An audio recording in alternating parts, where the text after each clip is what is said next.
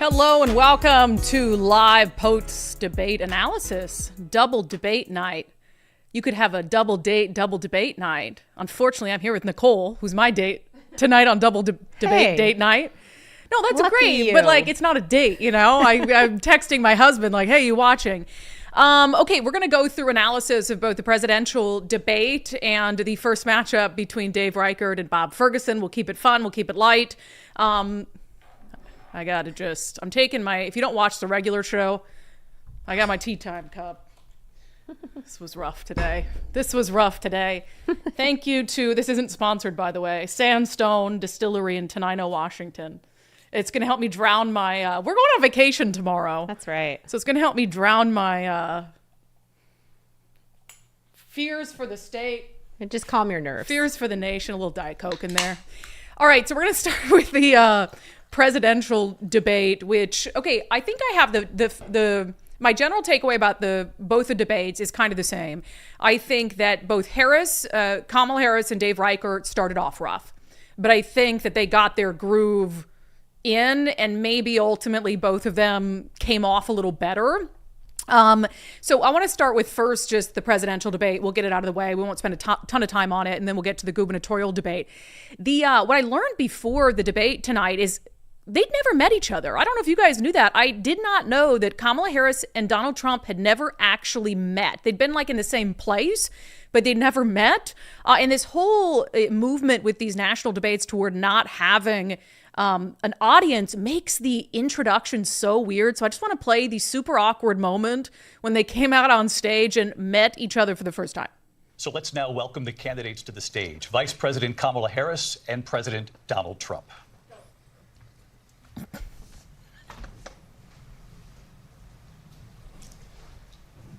Kamala Harris.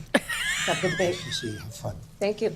That's so awkward. I mean, Welcome to you you both. She's trying to prove that she's like up to the task. So she marches over to him, shakes his hand, but it's just awkward without the audience there. I miss the audience.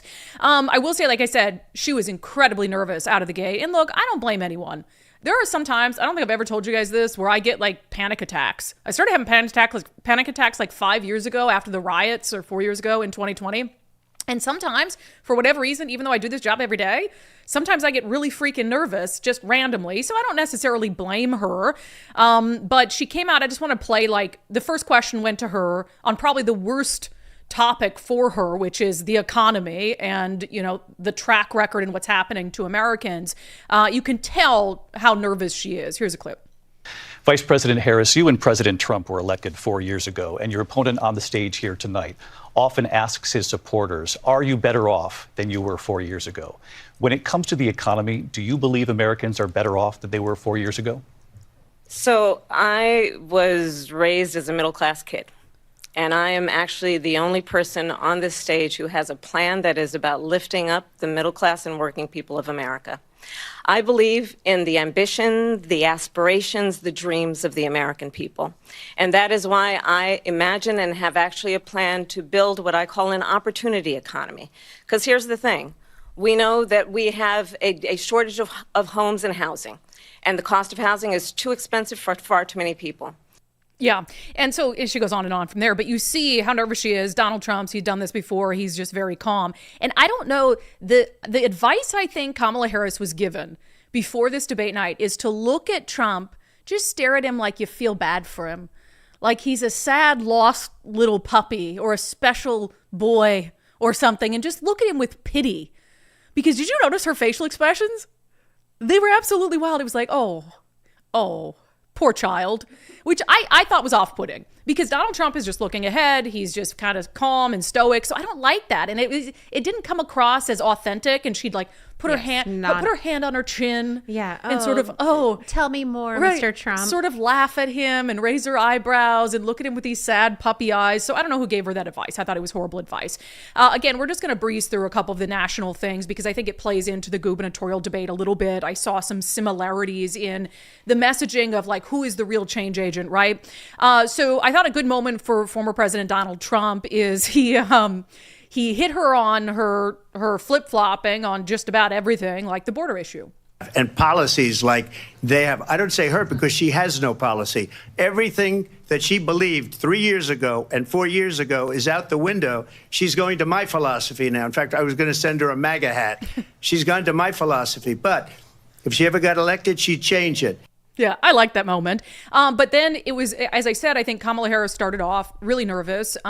She didn't answer a lot of questions. And how can you when you're being asked, what do you have to say about the economy? And you're flip-flopping, and she just sort of distracts. But one thing she did effectively is she baited Donald Trump, and he took the bait every single freaking time. And he should have been prepared for that she would try to get his goat. And the most obvious example of this was when she ends up, the questions on the border, which is a bad topic for her, right? She doesn't want to sit up there and have to explain what's happening at the border and whether she was the czar or not. So she turns it into a moment where she's clearly trying to bait Donald Trump, and she uses a topic that she knows is going to get to him, and that is his beloved rallies. And he takes the bait. Here it is. But what we have in the former president is someone who would prefer to run on a problem instead of fixing a problem.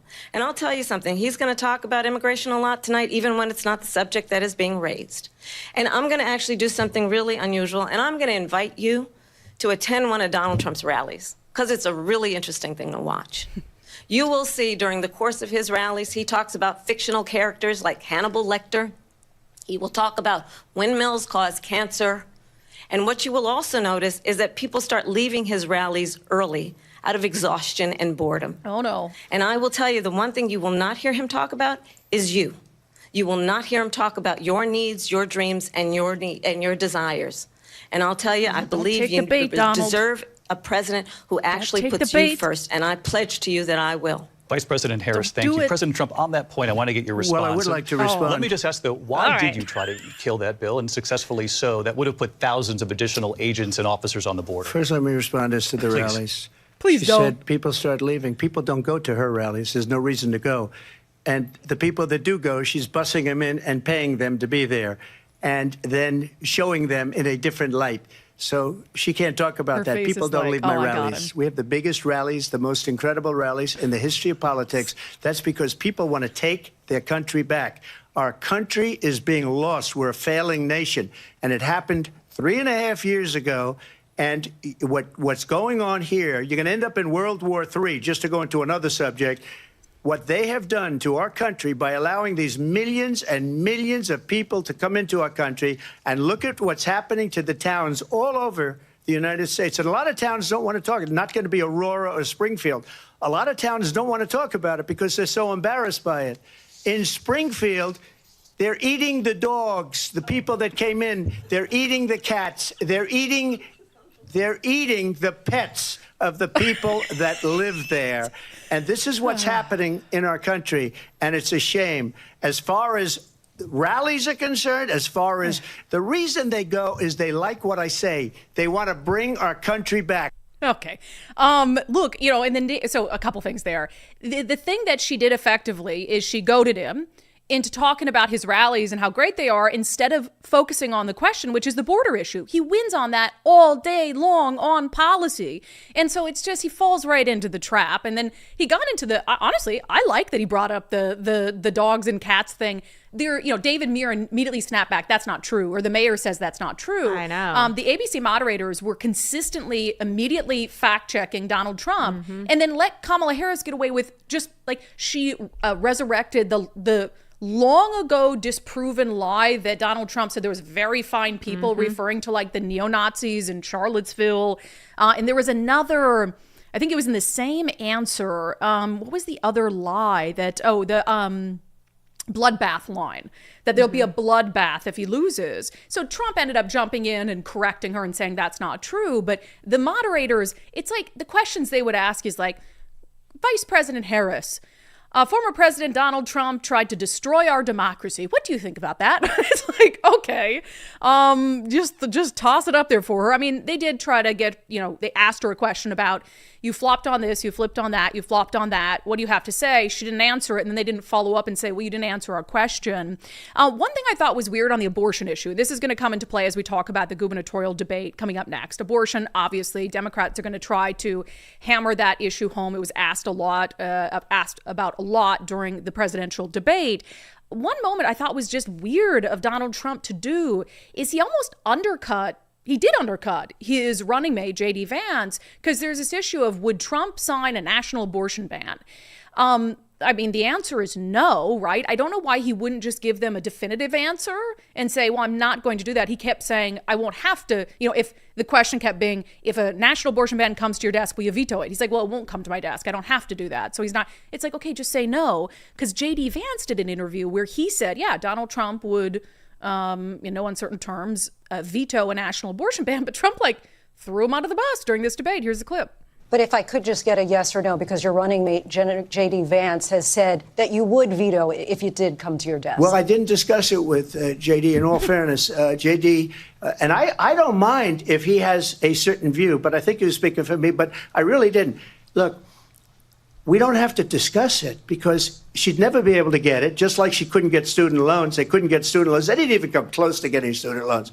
Yeah. So it's just weird. Don't admit if you haven't talked to your vice presidential, your running mate about an issue like that. Don't sit on stage and admit yeah, we haven't even talked about it. I don't know why he said that. It's like, so that was weird. But Harris really, she went on this weird, I'm going to laugh at it. I don't want to laugh at anything around abortion. But of course, Democrats are going to hammer on this issue because in 2022, there was supposed to be a red wave. Roe Wade fell, and then, that didn't manifest. And so Democrats see that as a death knell to Republicans, is focus on the issue of abortion. This answer, just for some reason, and Nicole, you'll have to tell me if it speaks to you in the same way. It seemed, first of all, incredibly hyperbolic, but also she's so disconnected from the realities of real people. So she was saying she calls all these states have Trump abortion bans, which, it's not Trump abortion bans. They have whatever the state did after Roe v. Wade. And then she's talking about the lengths that women have to go to now in those states to get reproductive care. What is happening in our country? Working people, working women who are working one or two jobs, who can barely afford childcare as it is, have to travel to another state to get on a plane sitting next to strangers, to go and get the health care she needs, barely can afford to do it, and what you are putting her through is unconscionable. Yeah. Did you know what part stood out to me of that? They have to get on planes and sit next to strangers. Yeah, some people fly commercial. She has to get on a plane. And on this plane, you sit next to strangers. It's not a private jet, it's not Air Force One. You have to sit next to strangers on the plane. So anyway, that played out predictably. I wish Donald Trump had given a more firm answer on that. And then also on the 2020 election, for the love of God, I was like, you really won't admit that you lost? You know how dumb that makes you look? I'm voting for you still, Donald Trump. It's harder every day, but that's just ridiculous. And it just gives them ammunition. So on the presidential debate, before we move on, I think that it was a weak start for Kamala Harris. She really did not and was not forced to acknowledge some of her flip-flopping from her first presidential campaign to this one. She was able to successfully go Donald Trump into taking the bait. So I don't think it was a particularly bad debate for her. It was her task to convince Americans that a Kamala Harris presidency would be substantially different from a Joe Biden presidency when she's the VP. I don't think she succeeded in doing that. So that's one good takeaway there. I also don't think Donald Trump gave her a lot of opportunities or forced her into a lot of opportunities to show that she's going to continue to hurt the economy, do all these bad things, the border's going to suffer, whatever. So let's switch now to the gubernatorial debate. And what I'll say is it was Dave Reichert's, and I said this on our live show today, his only task was to convince the probably less than 10% of voters who are undecided that we cannot continue to do the same thing we've been doing for 40 years. That makes no sense. Look at all the issues we have. Why would we put someone like Bob Ferguson in office, who's just an extension of the Inslee administration? We have to try something new. So I think that was really his only task. He didn't have to beat Bob Ferguson on policy. We knew Bob was going to kind of, with his little tie, nerd out a little bit on policy issues. Bob's also just incredibly unlikable to watch. I said, does that mean don't care? It's Undivided After Dark, where we're a little more divided than our regular show during the daylight hours. He's just unlikable to watch. So, that's all really Dave Reichert had to do. I don't know that he accomplished it. He got some moments in where he was able to point out that, like, Bob, you've had time to deal with all these things. It's gotten worse. But I don't think he effectively communicated that simple message to independent, undecided voters. That being said, similar to Kamala Harris, Dave Reichert had a rough start. His opening statement was not great. But then he seemed to, once the jitters in the nerves went away, similar to Kamala Harris, he seemed to get in the flow of things a little bit better. And similar to Kamala Harris, he got Bob Ferguson's goat. He really did. He got under Bob Ferguson's skin, which I commend him for. Obviously I commend him for, because I would love to get under Bob. I probably have gotten under Bob Ferguson's skin. I'm sure you have. I'm in his little black book of shame. Anyway, Bob's opening statement. So I said Dave's wasn't great. He ran out of time, whatever. Bob's opening statement is insane that anybody would listen to it and that it would make sense to them. Here it is. An opioid epidemic, and Washingtonians paying too much for groceries, for gas, and the cost of housing. We need a governor who's a change agent, while at the same time and critically defending our core freedoms, like reproductive freedom. I'm the only candidate in this race who rejects all political donations from large corporations and corporate PACs. Why? Because I advocate for you. I'm focused on Washingtonians. Yeah, so he's up there talking about, oh, woe is Washington. We've got an opioid epidemic. Dude, you urged lawmakers in 2021 to legalize hard drugs. You don't get to talk about the opioid epidemic. He says he's a change agent. You've been the attorney general for 12 years. We've had like 40 years of Democratic lawyers. Maybe it's like 25 years, the last 25 have been Democratic lawyers specifically in the governor's office. You're a fourth term of Jay Inslee, 40 years of Democratic rule, and you're standing up there saying you're a change agent? That's insane. I don't know what kind of undecided voter looks at that and believes it. And costs are rising for families? You would do nothing different. Name 3 taxes that Governor Inslee signed that you wouldn't have. You can't, because your party won't let you say that you're not going to support tax increases. So he's acting like a totally different human being than he is, and he's trying to convince undecided voters that he's the change agent, which makes no sense. So there was also this moment where Donald Trump came up, and we kind of knew, right, that Bob Ferguson's ads have been about Trump abortion, Trump abortion, Trump abortion, and he has said that Dave Reichert is a MAGA Trump Republican. There are Republicans in Washington state who call Dave Reichert a rhino. So it's like, okay, is he a MAGA Trump Republican or is he a rhino? And I think that shows that he's someone who's, independent minded. But Bob has leaned into this narrative that Dave Reichert's going to vote for Donald Trump 100%, even though when Dave Reichert left Congress, he did not have nice things to say about Donald Trump. So Dave kind of burst Bob Ferguson's bubble in finally giving an answer as to who he's voting for, or not voting for, rather, in the presidential race. And I don't know that Bob's brain could properly compute that. Here's the moment. I hate to disappoint you, Bob, but I am not supporting Mr. Trump. I'm making that announcement tonight. I am also not supporting Mrs. Harris. And that is time. Gentlemen, we're going to move on. Can I respond to that? I'm sorry, please. I mean, Donald Trump, he's telling you, the people of Washington State, he's telling you that he doesn't support Donald Trump any longer. You reported this, Jim. You spoke to a group of Republican Party activists, and you said you are supporting Donald Trump. Specifically what you did. That's what not you said, true. That is not true, Mr. Ferguson. I'll take my time back. His campaign is built on lies. Look at Bob. Gentlemen, we're going to have to... So, Congressman, that may be okay. You got to tell the truth, Mr. Ferguson. I'm going to interrupt you every time you lie. We're going to move on. I'm sorry. You've got to tell the truth. Just to be clear, I'm not going to interrupt and lose my time. Every statement that you've made, every ad that you've had on TV Gentlemen, I'm going to have to just reinforce the rules. Yeah, I like that. I think getting under Bob's skin, making him show who he really is. Dave Reichert, I think that's I don't know his personal motivation, but that doesn't surprise me. And supporting Trump's a death knell for Republican candidates. And so, saying I'm not voting for either of them I wish he'd elaborated a little bit more. I think for independent voters, there's a lot of people who don't like either candidate. And I've talked about that. And I go back and forth between should I vote for RFK Jr. and just send a message that hey, we need to send a message to the two parties that they just need to do better, or they need to bring down the temperature, or whatever it is.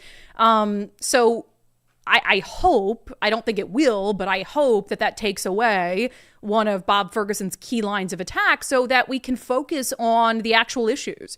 Dave Reichert kept telling Bob Ferguson that he's obsessed with Donald Trump, and he is. He's absolutely, utterly obsessed with Donald Trump. Well, Washington State has all these pressing crises around crime, homelessness, etc. But he wants to scare people. He wants to distract from the issues. So I don't know how he proceeds moving forward when that's his fundamental argument against Dave Reichert. I will say, Dave, like I said, rough start, but he really got into the groove, I think, as he settled in. He had a wonderful answer on climate. So Republicans are typically not great when they get the climate question. I knew it would come up. There's no way King 5 was going to have a debate and not talk about the climate. And Dave actually has a pretty good climate record. And so I thought his answer, this was one of his best answers of the night on climate and the Climate Commitment Act. So I have a great record on climate in Congress. I worked on Alpine Lakes, Wild Sky, Mountains to Sound, Greenway. Those are all great accomplishments in making Washington State green, clean, and pristine, and we all want that. The problem with the gas tax is we weren't told the truth. We were lied to. We were told it was going to be pennies. It's more than pennies. It's gone up to 50 cents at some points. We're competing with California now to see who can have the highest gas tax. Now, when we do that, again, I'll go back to my previous statement, everything that we buy goes up. Everything that's hauled in trucks, grown on farms. And here's what's bothersome. The voters did not have an opportunity to really voice their opinions in this case. So I say, let's vote yes, pay less, and then let's have a discussion with the members of our state legislature and find a way forward that's not placing the cost of green, clean energy efforts on the backs of hardworking Washingtonians. Yeah, that was probably his best answer of the night, and it separates him from Bob Ferguson, who supports the CCA. And so there were some budget questions as well. And one of the things Dave Reichert said unequivocally, and this is another difference, is he will, as governor, and this is something we desperately need, he will veto any new tax increase. If it comes down to it, would you consider a new revenue source, or are you just an absolute hardliner on no taxes? No, I think that's one of the things that differentiates Mr. Ferguson and I, and that is I'm going to veto any new tax law that comes to my desk when I'm the governor. That needs to happen. We've been taxed to the hilt. I hear that in every part of the state that I go to. And when you start looking at the programs that we want to fund, we have the money within our budget. One of the problems is that money is being misspent and on programs that just don't work. And we're going to find out which programs work, which ones don't. We're going to shift monies, and we are going to create those private-public partnerships here in Washington State. So, for example, one of the major organizations here, companies in Washington State, spent $780 million on homelessness and told me total waste of money. Yeah. And so I think that's important, right? But remember, Jay Inslee made that promise as well. If you can believe that, 12 years ago, Jay Inslee promised that he wouldn't sign any new taxes. And he did. I think it was like a year before he broke that promise, but that's not a surprise. And now look at how many new taxes he signed. But that's how you immediately start to get the costs under control, is you let people keep more of their own money. And that helps with a variety of issues. Even if the CCA stays intact, letting people keep more of their own money helps, with their ability to afford gas and food and childcare and all of these things. So I will say, let me just say something about the moderators, and I'm curious, Nicole, what your thoughts are. Hello, Nicole. Have you even joined us on camera yet? You're Not over there on working. camera. Do you want to show people your T-shirt? Oh, I could. Nicole, first of all, it's really, it says Grandpa Guns for Governor. I know. Nicole, we're trying to do a serious show here where we seriously, debate the merits of each candidate. You can't wear a T-shirt for one of the candidates. Just kidding. You can, Just kidding. because Bob Ferguson would ruin the state of Washington, and that's very clear. And I'm sorry I didn't. All our friends in Whatcom County, I believe, made me this. Do you need? Do you want? Maybe I after can the show, it'll I can be our roll celebration. I at can the- roll at it the end of over the show. there. Okay, because All good. I needed this. So it's like too much. Before I get to the abortion thing, because we pulled a big clip. Obviously, one of the issues besides Donald Trump that Bob Ferguson goes after Dave Reichert for is the issue of abortion. One of the things that was very important for Dave Reichert to do tonight is to set the record straight. I'm not going to, nor could I, erode a woman's right to choose. And I think it started off as a very effective answer. This issue got very long, and there were some moments where, Dave didn't quite answer, Bob didn't quite answer, especially on the budget issues. But you said this clip is like 5 minutes, right? Yeah. I think we play most of it because it's really important, and we can talk about it on the back end in case people didn't watch it all. So I'll tell you if we want to cut it off early. But so this is a back and forth on the topic of reproductive rights, again, critical for Dave Reichert if he hopes to not alienate moderate Democrats and independents to make this issue clear. What will you do as governor to respond to the increased demand for services, Mr. Reichert? Well, first of all, I want to make it clear that when I'm governor, I will support and protect the abortion laws that currently exist in Washington state. This is a question that's been asked and answered since 1970. That's when the first law was implemented. As a patrol officer in Federal Way, my job back in the mid-1970s was to keep an abortion clinic open when protesters tried to close the sidewalks and the driveways. I will do the same as governor. I will protect those laws and work with our members of the House and the state legislature to Senate to protect access to abortions.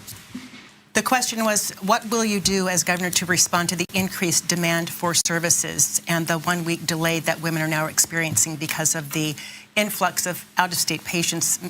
Will you answer this question, Mr. Ferguson? Yes. Yes, of course. The same question. Yes. So, of course, we'll be making sure we make investments as a state to make sure that all women, whether coming from out of state or within state, are able to access the full range of reproductive freedom, which, again, is a critical difference in this case. When the Seattle Times editorial board endorsed me, by the way, an editorial board that endorsed Dino Rossi, Republican over Chris Gregoire, Rob McKenna over Jay Inslee, they pointed out, Dave, that you said the same thing to them, what you said here. I'll never interfere with reproductive freedom. But they pointed out in their editorial that what you said, again on audio, to an extreme pro-life group that seeks to ban abortion nationwide, that you would, in your own words, once again, seek to unravel abortion protections in Washington state. And that's consistent with your history. You went back to Congress and you voted 3 times for a nationwide abortion ban that criminalizes doctors. Look, you do not support a woman's right to choose. You say one thing when you're speaking to Washington people in a forum like this, and you say something else entirely when you think you are behind closed doors. That's been a pattern with you on Donald Trump. That's a pattern with you on reproductive freedom. And that is something that the Washington voters will need to hear over and over throughout the rest of this campaign. I want to follow up on something that you said, Mr. Ferguson, and then I will let you rebut, Mr. Reichert. In your political ad, you did characterize your opponent's votes in Congress as a straight-out ban, not mentioning that there would have been exceptions after 20 weeks, such as saving the life of the mother or in cases of rape or incest. That was not in your ad. Great follow-up. Was that ad misleading? Did it lack context? Certainly not misleading. In fact, a Spokane TV station reviewed it and said no such thing. It's a 30-second ad, so I'll let Dave try to defend his vote. What's factual about those 3 votes he took in Congress for nationwide abortion bans that criminalize doctors is the following. He would have made certain abortions that are legal in Washington state illegal, while precisely at the same time criminalizing doctors. That is not okay, and that is entirely consistent with what he says behind closed doors over and over again. You've said, Dave, that you believe life begins at conception. I'm sorry, there's too much at stake, to your question, in a post-Dobbs world to risk reproductive freedom for the women of Washington state with an individual who voted to criminalize doctors who perform abortions that are legal in Washington state. Mr. Reichert, can we talk about your record in Congress just for a moment? You did while in Congress, support 3 bills banning abortion past 20 weeks. The last bill allowed abortions after 20 weeks to save the life of the mother and in cases of rape or incest. It also required a second doctor be present to save the unborn child. Can you please, for us, explain your voting record, how it squares with what you said yourself in a recent campaign ad that you, quote, do not believe any politician, regardless of personal belief, has the right to make that decision for any woman? Yeah. So, again, Mr. Ferguson is not being honest with the people here in Washington State. Those 3 votes were based upon viability, legal terminology, viability at 20 weeks. So I actually voted 3 times for abortions, access to abortions at viability. It's almost the same law that exists here in Washington State, which is 24 weeks. So if Bob is saying that I voted to ban abortions at viability, Bob believes that Washington State's law then is a ban. If he doesn't believe in Washington State laws, then he also believes in a ban. So I did not vote to ban abortions nationally, and thank you. You're out of time. Okay. I noticed that. Yeah.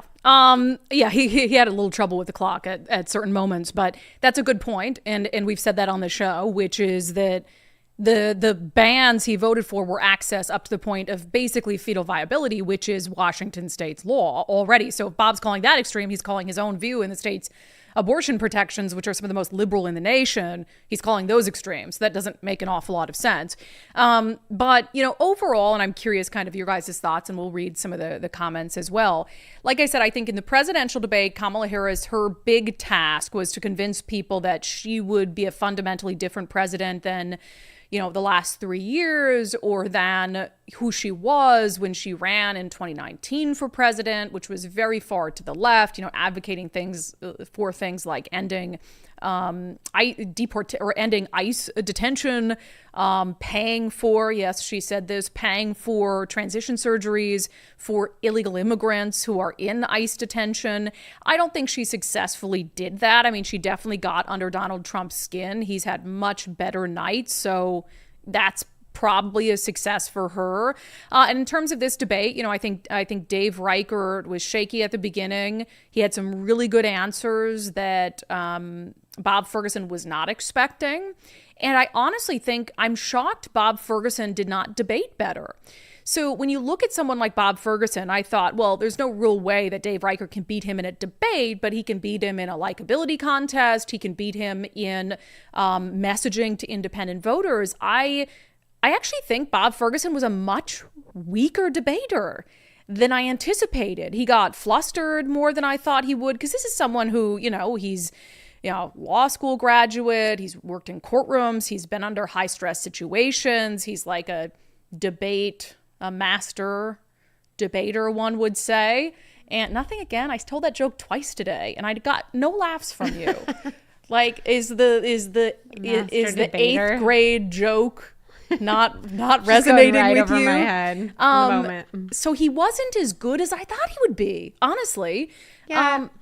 You know what I mean? Like, I thought he would be absolutely unflappable, and he really wasn't. Yeah, I think I agree. I do think maybe he seemed a little better at debating than Dave. However, I think Dave for sure felt human. He seemed like a normal dude that's just trying to help the state, which I'm not sure how that resonates with these people that are undecided. If you go towards somebody that just maybe has more, I don't think he has more knowledge, but but sounds like he's more knowledgeable, or somebody that just seems like he cares more. And so I'd go for cares more, but I don't know how all these independents are going to go. One of my favorite lines of the night from either of the candidates was in Dave Reichert's closing statement, where he said, look, I think it's clear to people watching that I'm not an expert debater, but here's what I am. And I think a little self-deprecation, a little humility, both of those things Bob Ferguson lacks big time. Oh, yeah. So that to me was the probably most poignant line of the night. Like, okay, he kept running out of time, stopping his answers mid-sentence, things like that. And it's like, okay, he almost should have opened with that. Like, let me say for the record that debates are not my strength, but here's what I can do. I can do something different than Bob Ferguson can. And so Yeah, I mean, he almost has to lean into that, right? Like, I'm not a lawyer. I'm not Bob Ferguson. I'm not the attorney general. I'm not a master debater. But I am, a retiree, honestly, who has no higher political ambition and who came out of retirement to run for office because I'm worried about the direction of our state. I really think the only question... Well, no, I think he won on almost everything. I think that Dave? CCA, CCA for sure. CCA, Great I think answer. Taxes for sure. I think he did great on abortion. I think that was, he said, I don't want before 20 weeks. I think that's most people's opinion. And I think he did great. I think that it was just I think the only thing was comfort level, and that's okay. Yeah, let me read this comment from Mullet Democrat. So I'm assuming this is either Mark Mullet or a Democrat who aligns with Mark Mullet, which is a key voter segment that Dave Reichert needs. Dave Reichert needs the people who voted for State Senator Mark Mullet in the primary election. Hold on, your comment's disappearing. Mullet Democrat says, I understand Brandi supports Dave, but how are any of these takes nuanced or based on the body language and delivery of points? Bob had bad policy, but Dave folded in his delivery. Have I not said that? Yeah, no, I think that's pretty much what you said. Dave had a rocky start. He did not, he ran out of time on answers. He's not a master debater. He said that. So 100%, that needs to improve. And maybe the next debate, it'll be, you have to understand, we knew Bob Ferguson was going to be comfortable in this environment. I think he was less comfortable than I anticipated. But yeah, Dave, once he got comfortable, it was better. Like the CCA answer, I was in there, I was like, that's the best I actually answer. think the Trump thing is what brought him into this comfort zone, even though I'm not sure that the Trump thing is a wise decision, really. I think that you might lose as many as you gain. And so I'm not sure that that was the best decision to come out and say, I don't support Trump, because if you were going to say that, why didn't you say that a long time ago and shut all these people up a long time ago? Why wait till now and piss off all the semi-bird people and everybody else? They already call him a rhino, right? So when you have semi-bird people who already call him a rhino, and he's already been critical of Donald Trump. So those people just need to come along. I hate to say it like that. They just need to come along and remember who he's trying to talk to, right? Again, I'm not really in the camp that you have to like this person called Donald Trump in order to vote for his policies, because that's what really makes a difference in your life. And so I would hope that Dave Reichert would support Donald Trump because Kamala is so ridiculous. And so he loses the campaign. I don't think that's the case. I just think it's why would you say that? Because those people that are going to vote for Dave are supportive of, because what we're talking about here are 7 to 10% of voters who are undecided, and Donald Trump is unpopular even among Republican voters in the state. But you vote for the the integrity of this is what's best for the country, so I don't have to like the guy. That's fine. I do think he did an effective, I get the points you're making. I do think he did an effective job of spinning it to Bob saying, you're obsessed with him. Oh, I did. I agree. We have so many things going on, and you are obsessed with him. And he's very clearly obsessed with him. So I think that's a good line. And even if he hadn't taken a position on Trump or Harris, just going back to that, it's embarrassing how obsessed Bob Ferguson is with Donald Trump. Absolutely. Considering everything that's going on. All Democrats. Oh, yeah. All Democrats. Oh, yeah. It's an completely obsession unhinged. to hate. And I don't understand that obsession to want to spread this hate and vocalize this hate as much as they do. It's crazy to me. Yeah. Yeah. So there's definitely, to the Mullet Democrat, I'm curious, also where you're kind of at with Bob Ferguson versus Dave Reichert, because I'd like that insight from you. Because I like Mark Mullet too. I said, I thought Mark Mullet would be a perfectly fine choice. Absolutely. Perfectly fine choice. Yes, fine choice. Yes. Right. If it was Bob or Mark, right? Yeah. And, I don't agree with Mark on some issues, but he's, come in. I think he would have been doing what's best for the state. Yeah. And I don't honestly, that segment of people who voted for Mark Mullet, I do think they're more closely aligned, politically speaking, from a policy perspective, with Dave than Bob. Bob is a chameleon. He's a Kamala Harris chameleon. Yep. Where she's like, in 2019, I want illegal immigrants to to get paid. What was it? Like come a chameleon. Come a chameleon. Bob's. Come a chameleon. Yes, it is a song. Yeah. And my whiskey's kicking in. No. Should we get to some questions and comments from folks? Are you dropping those here in the show sheet? Yep, I see them. I see them now. A couple super chats. We thank you as always. Baron of Gray Matter. Why is the left obsessed with killing children?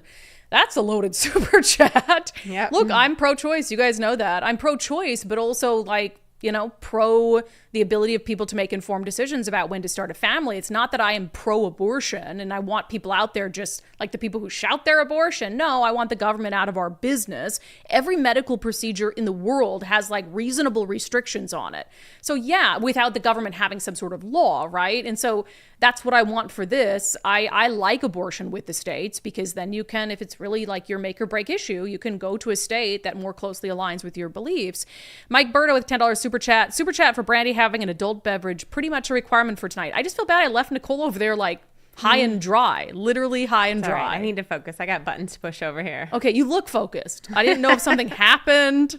I was like, Nicole doesn't like seem like she wants to talk to me. I know. Is everything good over there? Yeah, this was very last minute. You know, we're like, you're doing a great job. As we're going, you know? We have vacation tomorrow. We got it. So I will say, for those of you who don't watch our regular live show, welcome. We have a lot of fun on a regular live show. We don't drink on our regular live show. I just should note that. But we would love to have your support. I'm just going to insert, can I insert a commercial here? Is that okay?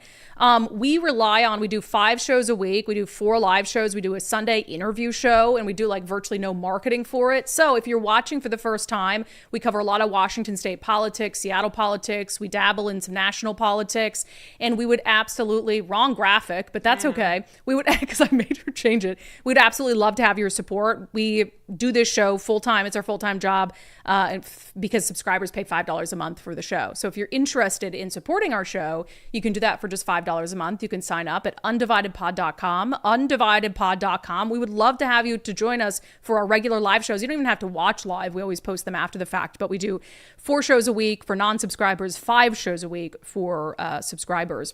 All right, let me see. Baron of Gray Matter with a couple of super chats. Presidential debate was 3 versus 1. Ridiculous. They missed 11 times to fact check Kamala lies. Yeah, they really did. It was very unfair. I'm fine with fact checking during a debate, but if you're going to do it, you have to do it fairly and you have to commit to it. So that's the challenge of doing fact checks in the moment.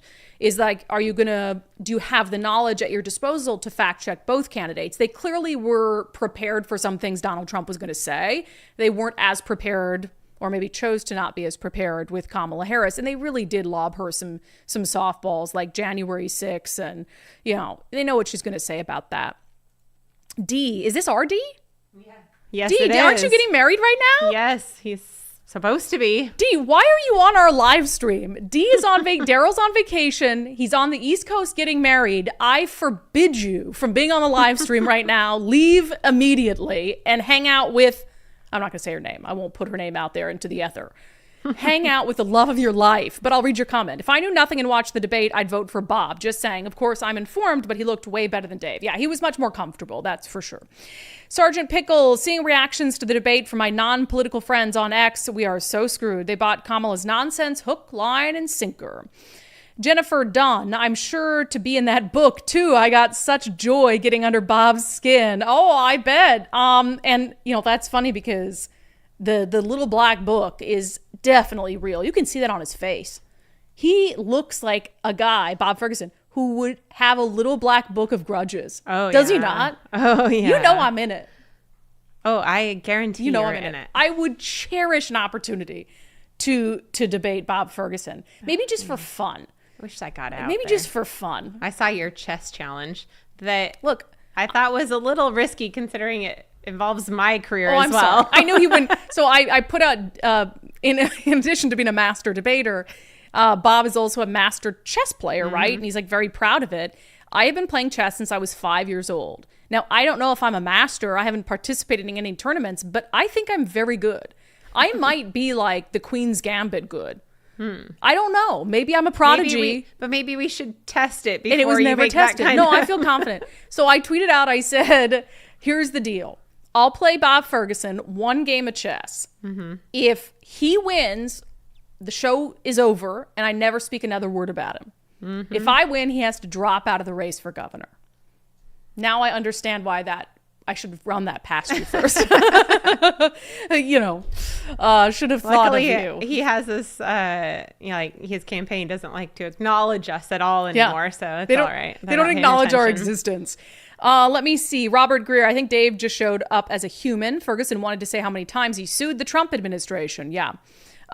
George Jungle, why does Dave have so much audio being leaked? Well, it's because Bob Ferguson, they send trackers to all of his events or whatever it is, and which Dave should be doing to Bob events too, where you record things they say in private and then you put them out there. It's pretty slimy though.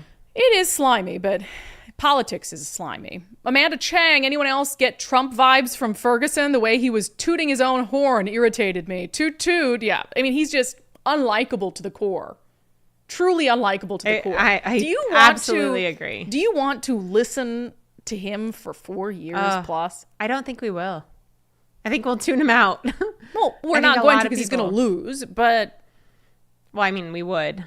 Yeah. We would toot him out if he was. I would also point out, debates aren't the end all be all. I mean, Rob McKenna destroyed Jay Inslee in their debate, and Jay Inslee still won. And I don't know if that's just because... the state was far less solidly blue then. I actually thought Lauren Culp did pretty good in the debate. Yeah, Lauren Culp did. Actually, I moderated the last gubernatorial debate. And I will say, can I just say for the record, I thought that the moderators tonight were fine.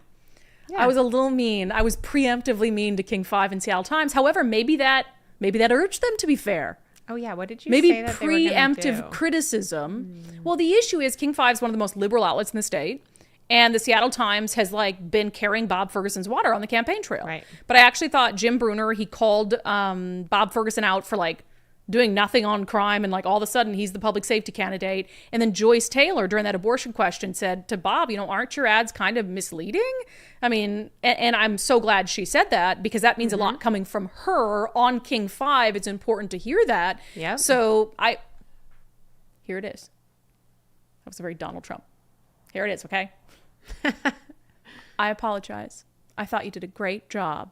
Well done. Thought you did a great job.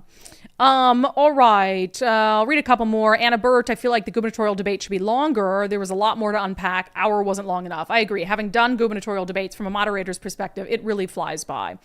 Mullet Democrat answered the question I asked. I want Dave to win, but let's be real. He lost the debate. I watched it live. He lost every segment, some on policy or lack thereof, and over-reliance on talking points and vibes. I don't think he lost every segment. I just disagree with that. Like the CCA and climate, I think he hands down won that segment. Honestly, the debate on abortion, it kind of ended rough, but I think he made the points he needed to make. So I don't agree that he lost every segment. But yeah, he's not as polished as Bob, bottom line. Sergeant Pickles, Dave saying he flat out isn't endorsing Trump was a bold call. Not sure it will matter. Yeah, but it could matter in the sense that what does Bob Ferguson do from here? Does he he might just continue down that war path on Trump. I don't know. He's not a very honest guy, so I don't think it really matters what the actual truth is. So I think for Americans' mental health and well-being that it should be forbidden to have a presidential debate night the same night as another debate. 3 hours. Well, I think that was probably King 5 deciding to do it the same night. 3 hours of that's too much. That was a lot. That's too much. Agreed. Our country's doomed. The state, we might be able to save the state. But this was really fun. Like I said, if we just get Trump in there, I think he's just going to go away. Do his job for 4 years. We'll be better off, and he'll go away. What do you mean go away? I mean, he won't be campaigning all the time. He'll just go. She would be campaigning for the next one. Oh, yeah, 100%. Yeah, I mean, I've said that about Trump. Even if you don't like Trump, look, if he serves another term, that's it. And then you get a new crop in there, whatever it is. And again, I'm going to vote for Donald Trump. It's not, people say, Brandi's a Trumper. She supports him. I don't really support him. I'm going to vote for him. There's a difference. And I think that his policies are better. Don't love him as a person. Do I love Kamala Harris as a person? Absolutely not. I don't love a lot of politicians as people. I think they're fake, they're phony, they're bought and paid for, whatever it is. But like you said, at some point you just have to make a decision. And I also have said on this show, if you're not a regular viewer, I had full-blown TDS when I was in the mainstream media. I acknowledge it. And I need, for the sake of karma, I need the world to, my chakras, I need everything to align again. Okay. I don't know if I used the right word there. I don't know either. I know I talk about going to yoga, but I'm not in touch with that stuff. Okay. But I feel like even though I'm kind of like RFK would be a good option because I want to help independent candidates, for the sake of karma, I need to make things right. Okay. And so I didn't vote for him in 2016, spent a bunch of time on TV, TDSing over him, didn't vote for him in 2020. So I need my karma points back. Okay. So I'm going to vote for Donald Trump still in November. Unless they imprison him or try to assassinate him before then. It's what affects your life. It is. Things that affect your life. You think that you're rubbing off on me. Well, we have a friend. I'm not going to call him out. But like this particular friend will message me and Nicole or Nicole privately and be like, we finally got to Brandi. Yeah. We finally did it. I'm like, listen, I am independent minded. I've made these decisions on my own. But hell, if I ever run for anything, we've helped bring you, or like help you we've given you the info, given you our, I don't know. Yeah, you've come to it on your own. Fine. Thank you. No. We've had many robust debates on the show about Donald Trump. And I finally came out, and if I ever run for office, they're going to clip that part of the show where I say, I'm going to walk 500 miles over broken glass to vote for Donald Trump. And you know what? Freaking own it. Yeah. Who the F cares? A lot of people care, unfortunately. But they shouldn't, and people need to get their heads wrapped around the things that matter most in life. I know, and but it's you not know Donald that. Trump. You know that. I know that. But we need to tell our them. viewers know that because you guys are all sane and independent minded, and you're not highly ideological. But the segment of people who think about it at this point, and then we'll be done. Nicole's like, Brandi, you're not allowed to have even one drink because all I had was one drink. Honestly, we should. It's not a sponsorship. I just got this when I was down there. And they were so nice. Sandstone Distillery in Tenino, Washington. Straight bourbon whiskey. That was your wedding whiskey as well, right? Yeah, so we went down there. Can I just tell a story about this whiskey quick? Yeah. Hell. Why not help small business, right? We're not getting the dime for this. We, the community of Tenino, parents stepped up when violent sex offenders from McNeil Island were being released into their community without notice. And they were like, hell no. And they fought back. Nobody was listening to them. They fought back tooth and nail. They got the house those sex offenders were going to live in. Like, the people just gave up and the parents won. So I had promised on the air to Tenino parents, I said, if you guys win this fight against the state and the sex offenders and DSHS, we will come party in Tenino. And I keep my word. And so we went down to Sandstone Distillery. They had a little party with music and we celebrated the victory against the sex offenders. Right. Loved the whiskey. It was right before Mike and I were getting married about a year ago. And so we bought a case of it and we had it at our wedding. And I've had this little bottle at the studio for a while. Bottle. It's the studio bottle. So wow. I don't remember having any, and that bottle's half empty. Okay, first of all, I've had this for a year. I've had it for a year. This was when are you leftover from our wedding. Leftover from our wedding. No, that's been at the studio. We took since it. That's not true. Nicole's trying to make me sound like a lush. I have one drink and I'm tipsy. I can't be a lush if I only have one drink. I'm a cheap date. So here it is. Sandstone Distillery, Tenino, Washington. Straight bourbon whiskey. Free commercial. Nice people. See that? That's like a $5,000 commercial normally. Wow. I'm just letting you know. So free 95. Anyway, this has been fun. Nicole, we're going on vacation. So this is why we did this show, is because we usually have live shows Wednesday and Thursday, but we try to match up our vacations, obviously. So we're both going to be gone until our next live show on Monday. We will have an episode of Sundays with Subscribers coming up. And actually, I'll tell you guys who we're going to be joined by, because it was kind of a last minute switcheroo. So we, on the live show today, talked about this acclaimed chef in Spokane, actually kind of a celebrity chef, because he was on a season of Top Chef. His name is Chad White. And he came out and said, I have to close my restaurant because of crime in Spokane. And so we did that story today. Nicole got in touch with him immediately. We got him on. And so he's going to be our guest on Sundays with Subscribers this week. So if you're not a subscriber already, we have great in-depth interviews on the show every Sunday. So Chef Chad White is going to be on to talk about some of the issues he's facing as a restaurateur. And Spokane kind of going down the path that Seattle has already gone down, and Portland has already gone down, and San Francisco has already gone down. And so we just don't need that here. So join us then. For the rest of you who are not subscribers, again, we will not have our regular live show tomorrow or Thursday. So we will see you on Monday, fresh off a nice, well-deserved vacation for our live show at noon. Thank you all so much for being here for our live debate night analysis. Look forward to continuing to hear your thoughts and perspectives on both the presidential debate and the gubernatorial race. Man, we've got a month and a half left to make these decisions, and certainly not even quite a month and a half until ballots are going to be at your door. So think critically, think independently, think sanely. Any other sage words of advice, Nicole? Tell your friends. Tell your friends. Tell your family. Good advice. That's it. Grandpa Guns for governor. Grandpa Guns for governor. All right. We love you guys. Subscribers, we'll see you Sunday. The rest of you, we will see you Monday on our live show at noon. Get some sleep. Doo-doo.